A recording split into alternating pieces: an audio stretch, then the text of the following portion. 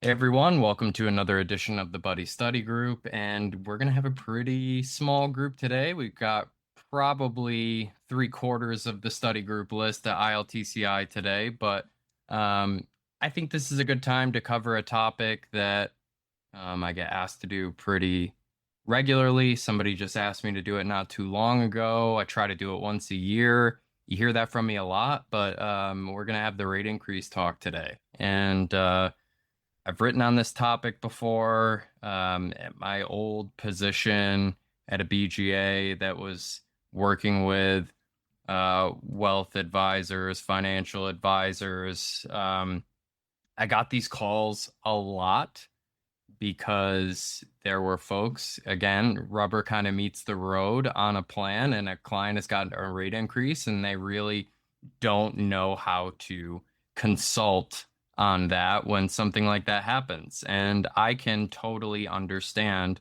the trepidation when you get notice that a client's going to get a rate increase letter, or a client has already gotten one and reaches out to you and says, "Hey, what's the deal with this?" It can be a pretty intimidating scenario because all of a sudden you're dealing with a client who has kind of a negative emotion around something you have helped them put in place, right? So it's not a discussion that we're generally really excited to have, but it's important that we're able to execute really, really well on the conversation and kind of understand how we set ourselves up to make sure that conversation is one that is much more understood before it even happens. So I'm just going to talk through a little bit of it. As I said when I sent out the agenda, I think the rate increase conversation is just as much about empathy, psychology, as it is about crunching the numbers. And I definitely stand by that because um, as I've said with other study group sessions, even when we talk about, say, declines, right? You have a situation that you need to diffuse before you can get a solution. And even with, for example, the self-funding conversation, you have to kind of defuse anything adversarial before you can start pulling on the same end of the rope. And I think that's no different here. There's a lot of emotional, psychological work that you've got to go through before you can help a client understand how to move forward with their rate increase. But first and foremost, I think the the first way we can make sure our rate increase consultation conversations are a bit more positive, or at least a bit less negative, is preparing a client ahead of time. If you're going to be selling them a product that is not guaranteed premiums, not guaranteed. So if there's any possibility of a rate increase at all, we should be covering that early on in the sale, the initial sale, in the conversation. We have to kind of set up our future by talking about a lot of these things. And that's no different than, say, talking to a client about underwriting, right? There's a possibility that we're approved, there's a possibility that we're declined, right? And I have options lined up for you should we be declined, right? We have backups. That is setting up a future conversation of a client potentially being declined. So there's no bad surprises. Same thing with rate increases.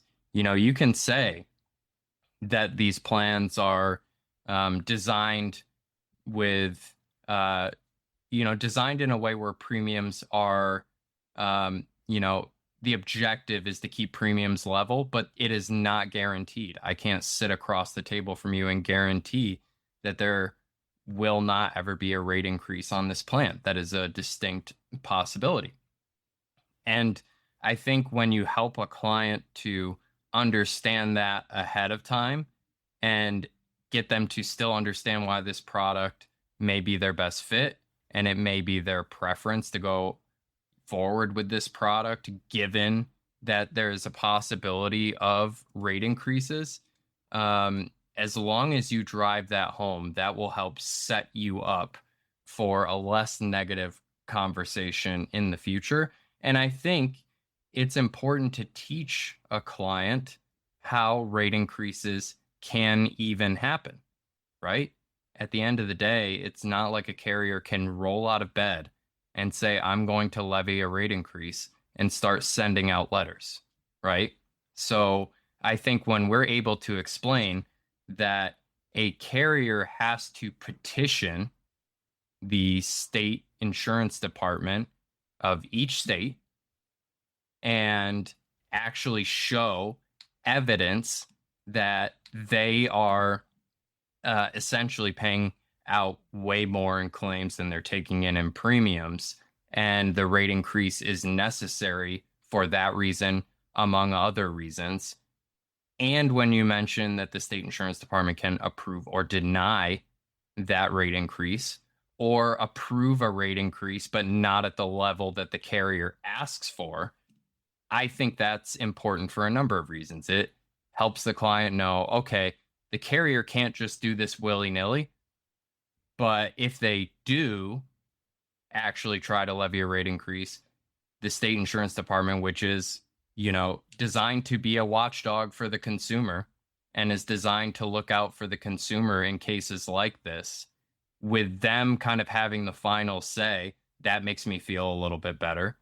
To know that they're going to, help regulate what the carrier can actually get on a rate increase on my plan, and to know that they can't give a rate increase to just me.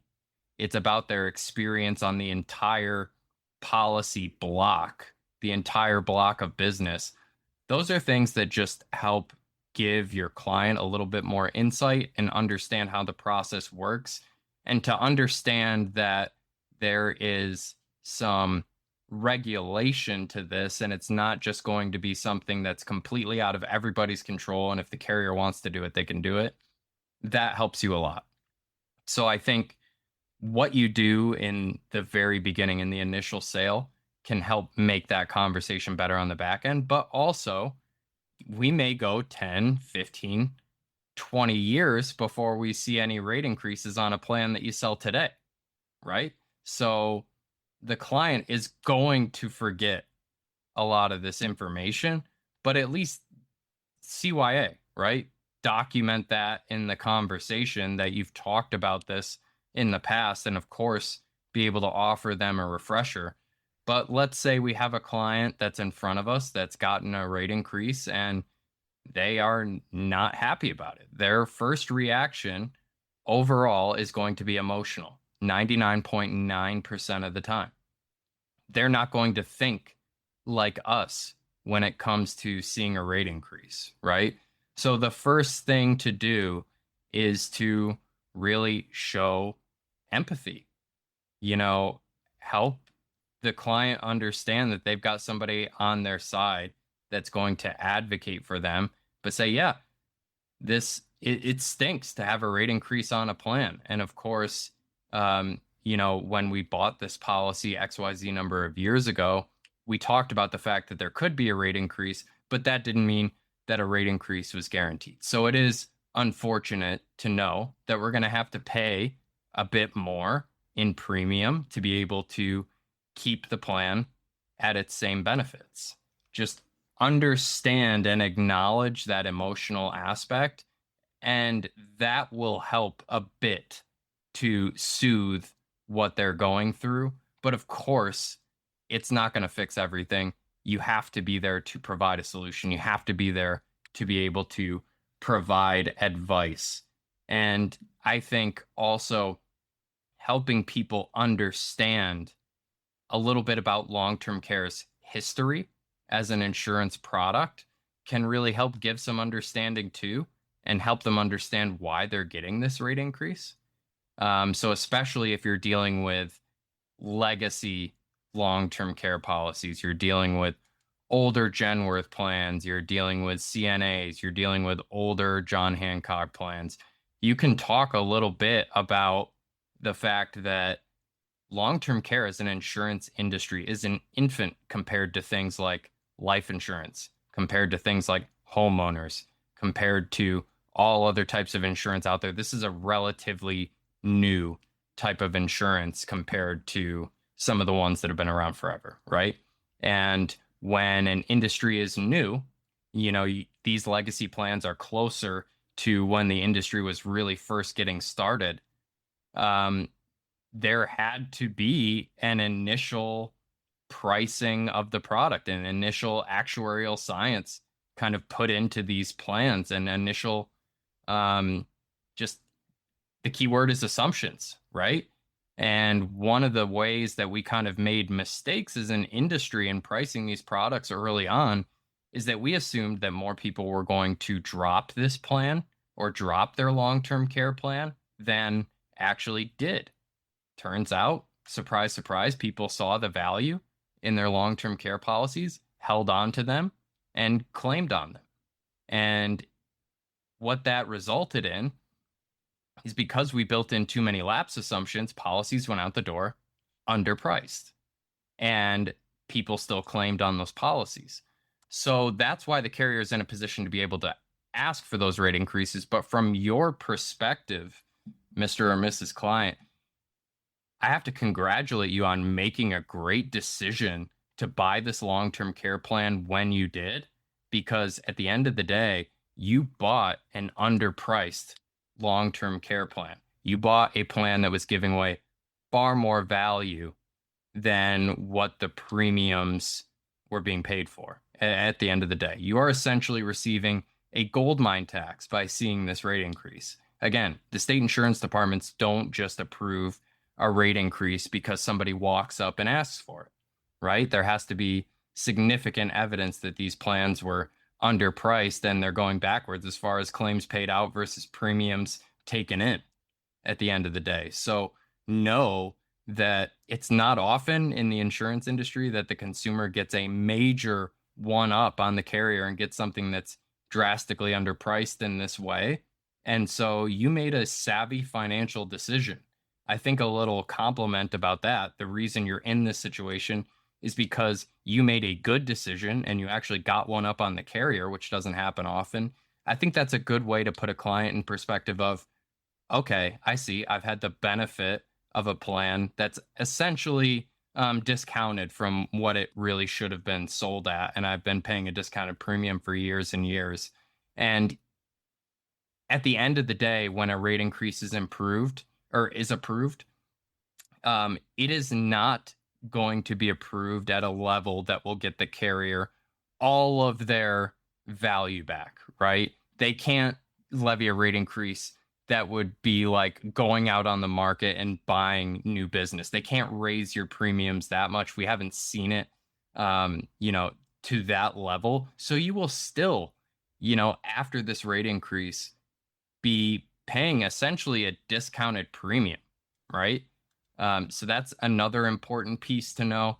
And I think just like some of our study group presenters, like Rhonda or Linda would say in a situation like this, is remember why we bought this plan in the first place. Remember the initial conversations we had around long-term care planning. You wanted to do this so that you could fund professional care, so that your children wouldn't have to take care of you if you needed extended care, right? Remind them of the initial objective they had when they purchased this plan. Let them know that the reason they're seeing a rate increase is because they've gotten a really great deal for years and years. And let them know that after the rate increase, they're still going to have a great deal. Now, excuse me. I don't know if anybody has any experience in general in working with lots and lots of rate increases. So let me know if your situation is different. But when I had rate increase consultations with agents or with clients in my old position, I found that generally about 99% of people ended up paying the rate increase. They ended up taking the full rate increase, keeping their benefits in place exactly as they were, and didn't worry about things like reducing benefits. Now, there were, of course, a few situations where folks all of a sudden, in the time they purchased the plan to the time they're getting the rate increase, they were put on a fixed income that is perhaps less than what they were bringing in the door when they were still working. the budget doesn't work anymore to pay any higher premium on their plan. So I did see some clients reduce benefits a bit to keep it at the original premium. But you have to remember also that you have to let the client know in that scenario, this does not mean just because we've made an adjustment one time or paid the rate increase one time that there couldn't be another one. There is a potential for a rate increase after you've already had one. So that's an important thing to keep in mind. And if you'd like to make the decision that you're set on now and understand that we'll have to figure something out the next time around, if something like that happens, um, then so be it. But in my experience, I found that most people paid the rate increase if they could, comfortably afford it. Because at the end of the day, we've set up the conversation with understanding the value of what you have. The value of your plan is so good that the carrier is going to mom and dad at the state insurance department and asking for a rate increase because, you know, they're really getting taken for a ride on the value of your plans. The fact that people have held those plans also says they have value. And there's been a lot of claims, which means the insurance company is keeping their promises. So a lot of those things add up to people just paying the rate increase. And a lot of how that's done is by crunching the numbers. So I've talked a lot about how to actually hold the conversation, what emotional position the client may be in at the time of receiving the rate increase, and how to kind of empathize and move forward in those situations. But there is some crunching the numbers to go through. You're going to want to show the client how good of a value they actually have in their plan. So that's generally done by doing a couple of different comparisons. So, number one, you can compare what it would be like for this client to go out on the market and purchase a plan in new business today. Okay. That is one of the ways you can do it. And of course, there's a lot of products with guaranteed premiums out there. So some clients may be interested in switching to, say, a hybrid plan that would lock in their premiums for life. But at the end of the day, I think showing them the product that they have, like, for example, if this is on a traditional long-term care case and you show them at your age today, if you left this plan and went to another plan, oftentimes you see premiums of 3 to 4 times or more what they're paying if we want to keep all the benefits equal. And in some cases, with much older legacy plans, 5% compound inflation was drastically underpriced, or we see lifetime unlimited benefits on those plans, which, we're really running out of places to be able to even access lifetime unlimited benefits on the market for new business today.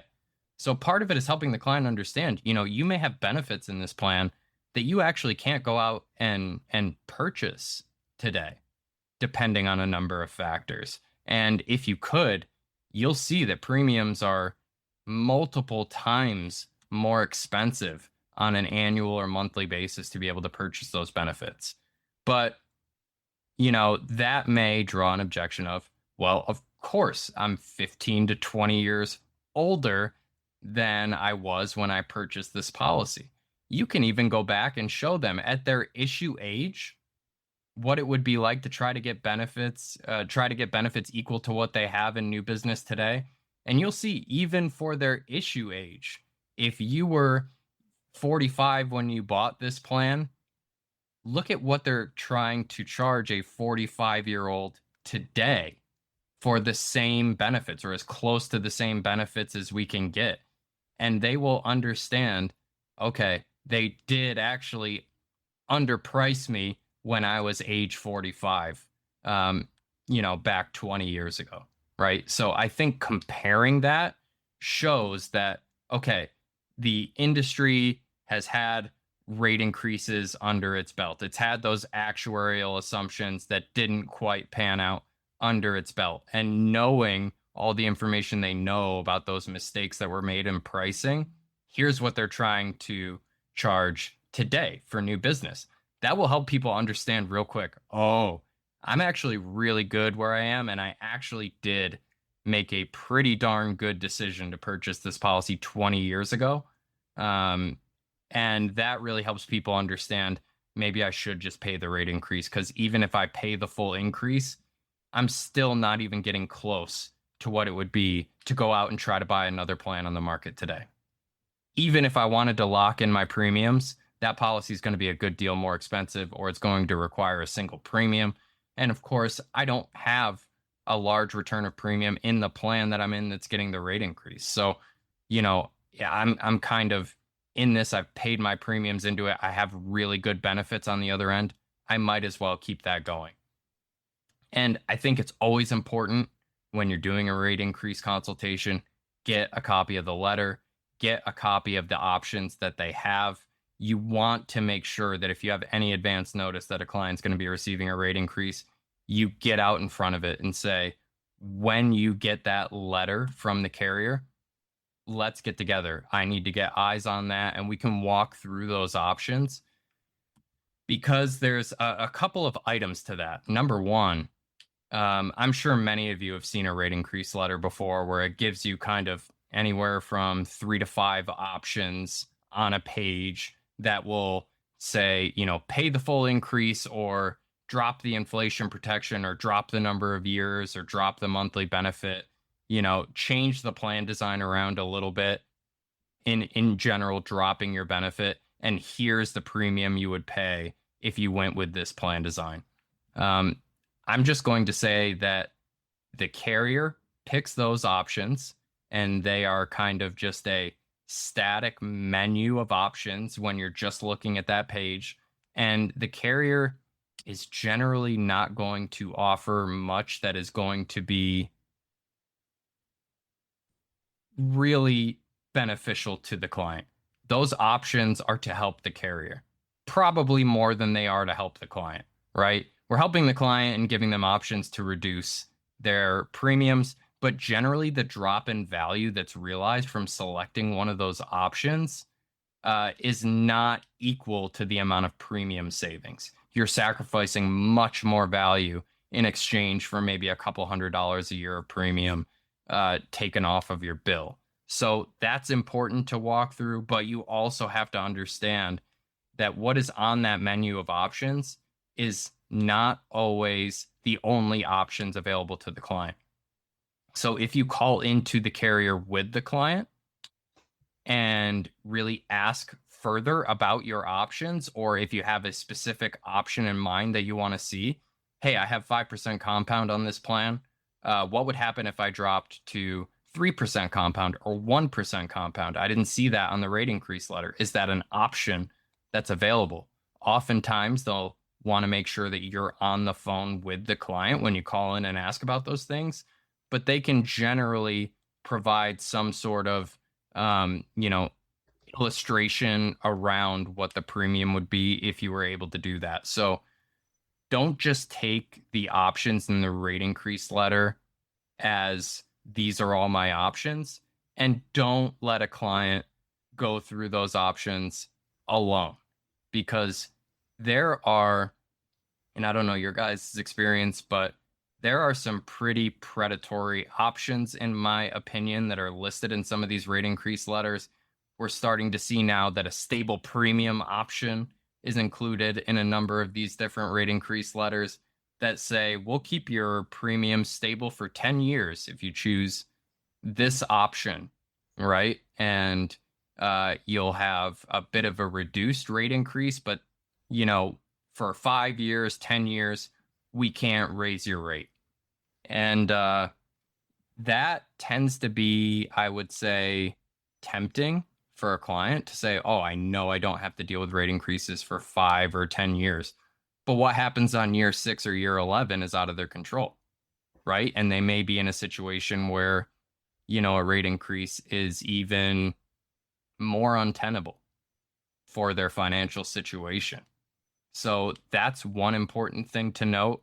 And you could be paying a stable premium option, and there may not even be a rate increase in that first 5 or 10 years. So it's not always the best option. It can be a very um, you know, it can be a very tempting option, but it's not always the best. Let's see what Diane says here. I think we need to use our words carefully when discussing the much higher cost of plans today. We don't want the next generation to be so discouraged that they don't ever consider planning. I totally agree. You know, it's important. Making that comparison is important, not so much to say plans today are so expensive. They're still providing great value for the dollar. And of course, with cost of living increases, things like that, we expect new business rates to go up kind of regardless over time. It is more to show, look at what a great deal you have, as opposed to look how expensive things are today. I totally agree with that, because at the end of the day, if the client ends up claiming on that policy, the value is kind of immeasurable to that client, and it does feed down into the next generation and the next generation and the next generation, understanding the importance of having coverage, being able to fund professional care. So I totally agree. It's that comparison is more for, you have a great deal in your hands today. Hey, Jason, could you offer a little input? Yeah, go for it, Gene. Yeah. I agree with several things you said before. One of them is I think it's important to remind people how smart they were to do what they did. I mean, we all know there used to be, what, 40, 50, 60 insurance companies offering this insurance, Jason, in the Yep. past? Now we're down on traditional, maybe 5 or 6. It wasn't because they're making too much money, was it?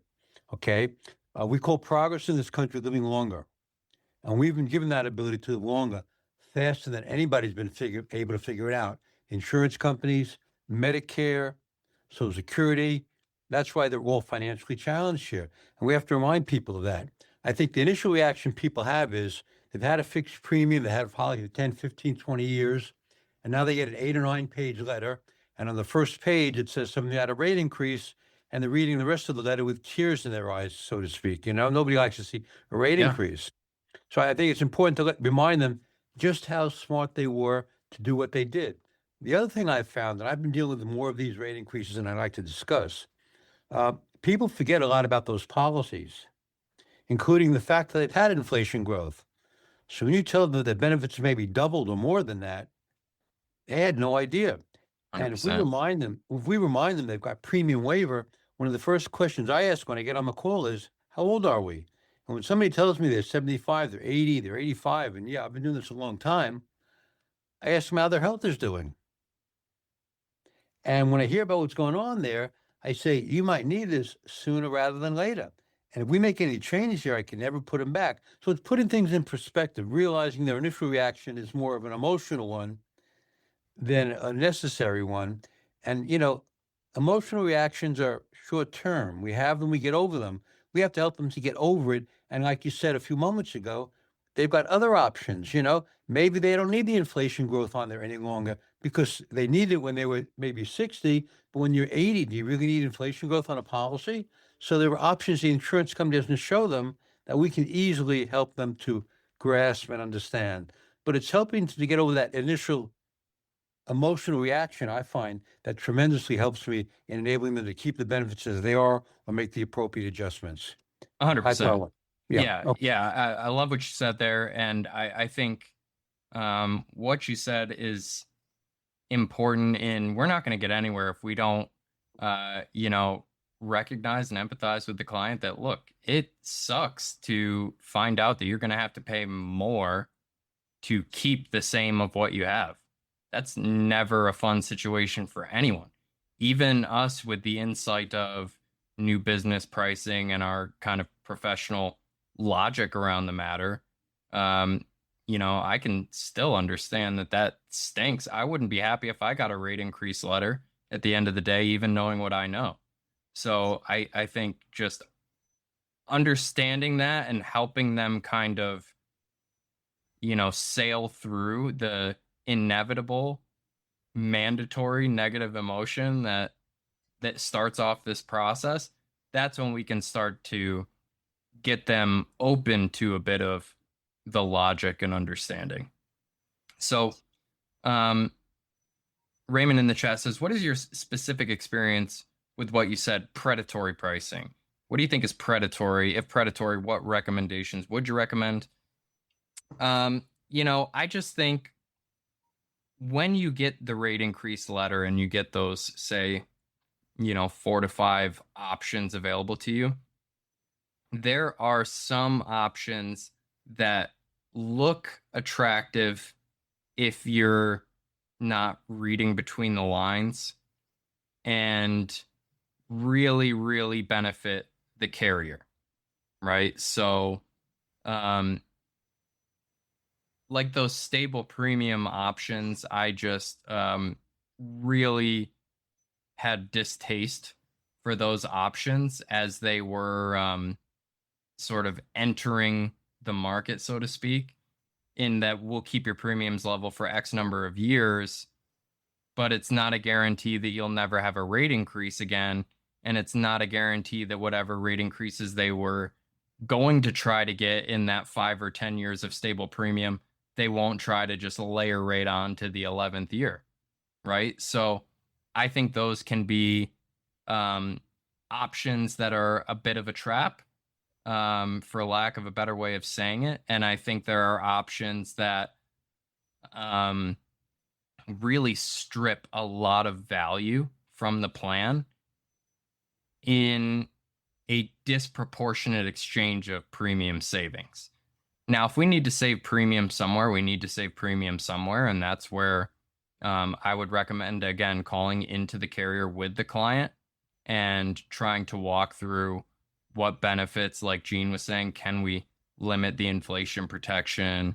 And maybe we have other options that are a bit more palatable to us than just what the carrier offers us and they hope we pick, to check out to see if there's kind of a more equitable solution, right? Because if we're stripping, say, a year of benefit period off of a plan that has, $250 a day of benefit, we're stripping a lot of policy value off. And if that's only in exchange for a couple $100 a year in premium, the value you're giving to the carrier in exchange for surrendering some of that benefit is not equal to the value you would realize in saved premiums if this is truly about trying to find the best value and not about, I absolutely need to save some dollars here or there, or I cannot financially hold on to this policy at all. We don't want a situation where a client feels like they need to surrender their entire policy, but we also don't want to be in a scenario where we're having to give up tons of benefit just to save a bit of premium, right? So if the client has that understanding and they have kind of the financial flexibility, that's why I see so many people just paying the rate increase instead of taking one of the options. But sometimes we're in a position where we need to take one of the options and we got to look beyond just the rate increase letter to try to find something that's amicable based on the client's situation. Good questions, good thoughts. Anybody else have anything they want to share as far as how they approach this specific conversation? I know if you've been in this business a while, there's no way you're not having this conversation with maybe not regularity, but at least a few times a year. So if anybody has any tips, best practices, or things that really work well for them, specific ways you run comparisons, how you walk clients through the options, anything like that, feel free to share. Jason, I have a question. Yeah, go for it. Are there any of our tools that would help people with the rate increase conversation? Yeah, I think so. I think, we're doing some work under the hood with Benefit Buddy right now. And if you're a regular user, you may have seen some of that. But I think the Benefit Buddy tool can be a really powerful way to do those comparisons, or our quick quote tool, because you can stack up the value of what you have that is receiving a rate increase, and you can even show the premium after the rate increase and the benefits you have versus what it would look like to go out and get something on the market today. You can also do that issue age comparison that I was talking about. Of course, I can't put you in a time machine and make you 45 again because you're 65 today, but just get a look at how well priced and how much value is in your plan compared to new business today, right? I think the side-by-side comparison is kind of undefeated in helping clients understand what they have. And because we gear our calculators to really show here's not just the pricing, not just the benefits, but combine it into a value metric, the insurance multipliers in many cases will be quite eye-opening. Always helpful to remind clients that we can make reductions in benefits and premiums, but we can never put them back. Yeah, it's a great point. It's a great point, Gene. And that's why I think this decision is such an important one, right? Because many folks who are receiving rate increases are folks who are nearing average claim age, right? Or at the very least have aged to a point where their likelihood of an extended care claim is much higher than when they purchased the plan, right? So the plan becomes so much more important to us the more we age, which is what makes these conversations so delicate, right? Our financial situation becomes, for many in the middle market, more delicate after we retire, after our working years, and as we get into our 70s and our 80s, right? So that's why I think it's really important to be that guide on the back end for that client and really help advocate for them and help them understand the logic side when they're feeling emotional, because I think a lot of people will really, their first knee-jerk reaction is, oh, great, I have to pay a rate increase on this. I'm done paying premium into this plan, right?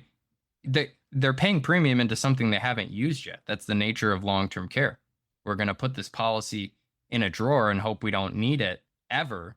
But no, we're probably more likely to need it in 20, 30 years down the road, right? It is hard to keep paying the bill for that plan. And of course, that's why we exist, right?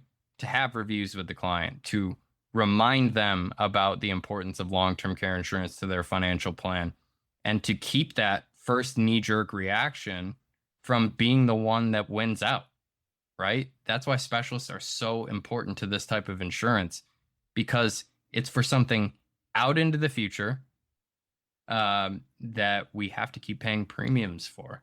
I mean, at the end of the day, that's why consultants are important in insurance in general.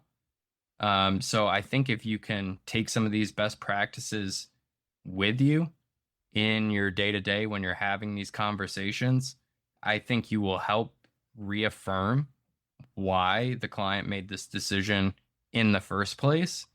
And it'll be an opportunity to pat them on the back and say, you made a great decision to purchase this when you did. And remember why we did this.